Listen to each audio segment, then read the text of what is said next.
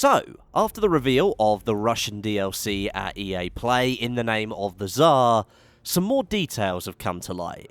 This DLC is expected to be the biggest within the Battlefield franchise for a long time, and that's to symbolise the Eastern Front of World War I being the largest of the entire war. We're going to go through all the details in this video so that you are bang up to date. Apologies in advance for my voice, but I've got the man flu, but that's not going to stop me. So first up, the big change. DICE will be adding 6, that's right, 6 new maps with the Russian DLC. We already knew about Lupkow Pass and Albion, having already seen them highlighted in DLC concept art, but 2 of the others have now been detailed. Galicia. In the midst of the epic Brusilov offensive, the Russian Empire is fighting to take back the Austro-Hungarian forces in the Russian countryside. Take on an open map focused on infantry, cavalry, and light vehicles. And the second, Brusilov Keep. The Russians have pushed their enemy into a small mountain town, but the Austro-Hungarians are making a strong stand. Experience close-quarter fights by the Carpathians on an infantry-focused map. Now, both of these map announcements come with their accompanying concept art, but there are a few images that we can take from the reveal trailer that link to the Galicia map. There may be a shot here of Brusilov Keep, but Galicia is much easier to recognise. Here we can see the Galician countryside, that beige undergrowth dominating, and you can see 2 huge bombers off in the distance and a brand new armoured car. We'll get to those in a moment. As for the Lupkow Pass and Albion maps, we do have 2 new shots, which I've already shown, with Lupkow looking to be that all-out snow assault map that players have been waiting for, and Albion integrating some naval warfare, with dreadnoughts in there referencing the German operation to capture the frozen archipelago. Moving on now to the new game mode coming with the DLC, it's called Supply Drop.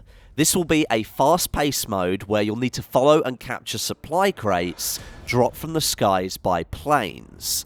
The official description puts these drops as including everything you need to outgun and outscore your opponents.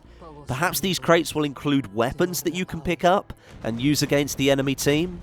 More details to come on this, but DICE has also clarified that more operations will be added with the Russian DLC. In particular, they mentioned the Brusilov offensive, perhaps one of the most famous battles of the entire war. Alongside that, we'll be getting a plethora of new weapons, not just your standard 5 or so, but 11. DICE has gone full hardline here, and they've added a huge amount that we'll be able to unlock, but they specifically mentioned the Mosin Nagant M91, that's the standard issue Russian bolt-action rifle from World War I. From the trailer, we can also see the M14 Parabellum, a portable light machine gun, and the long-barrel shotgun. That's only 3 of the 11 weapons that DICE are stating will be in this DLC, so lots more still to come. There will be some new melee weapons as well, and if I'm reading the page correctly, they won't be included in the 11 weapons mentioned, so 2 mentions appear to be separate. This is a lot of weapons coming with this DLC. Also, the Russian standard M1912 grenade will be part of the DLC as well. Now, those vehicles that I mentioned a little bit further back, the huge Ilya Muromets heavy bomber is coming to the DLC, and the Putilov Garford armoured car. Now, I've covered both of these vehicles in videos before, but I'll quickly recap both of them. The Muromets bomber was one of the largest planes of World War I, which the Russians used to great effect against the Germans during the early stages of battle.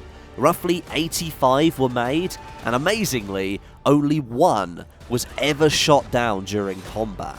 Now, the Putilov armoured car used the chassis of imported American trucks, which the Russians then modified to carry heavy armour and protection. Due to the small engine, however, just 30 horsepower, the top speed was roughly 10 miles an hour or so. Let's hope DICE speed that one up in Battlefield 1. And of course, the Russian Hussar cavalry, we can't forget those. Lances will be coming with the Russian cavalry, which by the looks of things can be used to skewer kebab enemy players. I can't wait to try that out. We also have the promise of brand new progression systems to keep us entertained in the game after the excitement of that brand new content has worn off. DICE will be adding more medals, more dog tags, assignments, service stars, and even more to deepen the sense of achievement that is severely lacking in this game at the moment. Whether this can pull people back from all those players who are now playing other games remains to be seen. And lastly, we have the release date. Nothing exact yet, but the word September is in the reveal trailer right at the end. And I think that's going to seriously disappoint a lot of people, but I think I have the answer as to why. First, DICE has produced 2 night maps for us to play, both of which will be coming out before the Russian DLC, one in June and one in July, so there's plenty of new content there for us to play with. And second, we're seeing a huge amount of content coming with the Russian DLC. From the trailer, it's clear a lot of that content is in its final stages of work, but we didn't see all 6 maps. Maps are one of the most time-consuming parts of a DLC, and if they decided to add 2 more in, that's a 50% increase in the time and the work needed to get all of it completed. That might have been the deciding factor to put this DLC back until September.